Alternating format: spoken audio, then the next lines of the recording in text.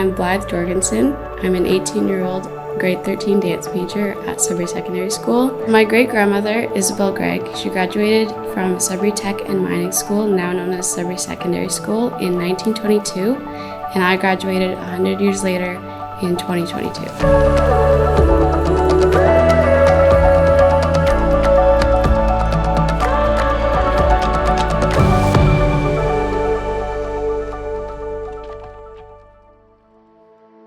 Her father, John Greig, emigrated from Scotland and married Margaret Perot, who was the daughter of Scotland immigrants.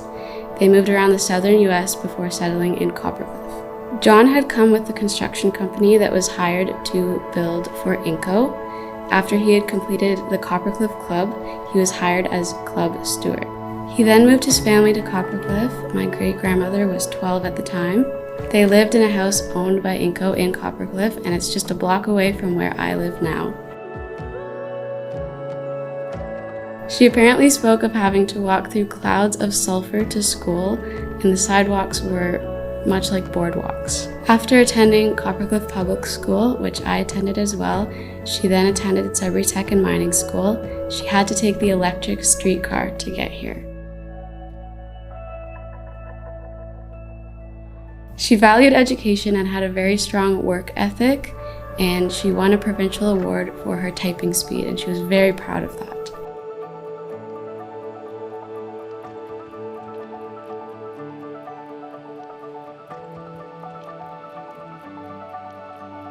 Once she graduated, she was hired as a secretary.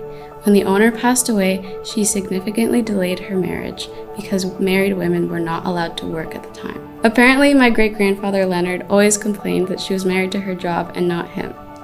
She stayed in Coppercliff, raised her children there, and was very involved in the community and the church. So a few of my aunts attended here for grade 13.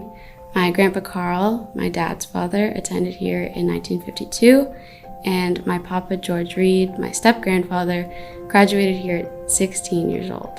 I was vaguely aware that a lot of people in my family had attended either Sudbury High or Sudbury Tech and Mining School, but when I was nearing my graduation in 2022, it dawned on my mom and her sisters that it had been 100 years since my great-grandmother had graduated from the same building. She was in the first graduating class of Sudbury Tech, as it had only opened in 1921. They had opened the school to push for more graduates with more skills because during World War I, they realized they needed more labor workers. We don't know anything about the actual graduation ceremony. It wasn't very documented at the time, but the graduates' names were listed in the Sudbury Star along with their grades. The Sheridan Auditorium didn't exist in 1922, but that's where I graduated. Regardless, it's very cool that we graduated from the same school, in basically the same place. I didn't know her personally, I never met her, but it does make me feel more connected to her. So I can only imagine how different high school would have been back then for my great-grandmother. The dress code would have been way more strict, and now we don't really even have one. The relationships between teachers and students was probably far more conservative, and now I feel a very personal, happy relationship with a lot of my teachers. I think the biggest difference from then and now is that a lot of people didn't graduate at the time. Many didn't even attend, specifically women. I know that's why my great-grandmother was very proud of her education, and education has remained a very important thing in my family since then.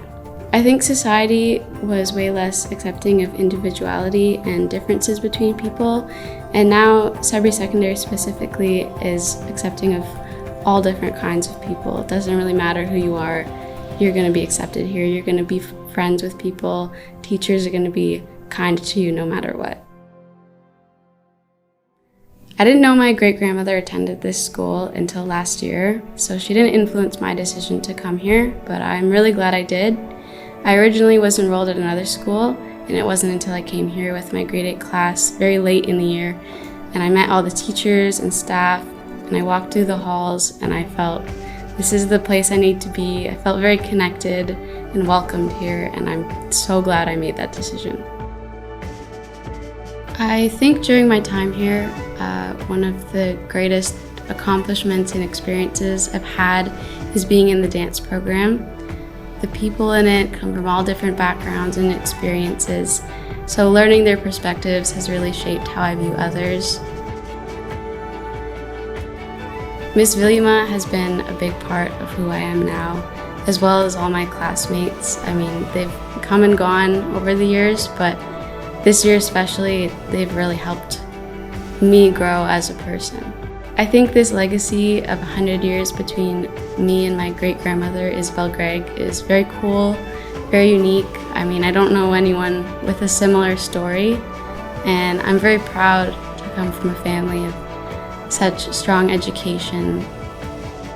I'm really proud that this has become part of my story, part of my high school experience, and the conclusion to this chapter of my life.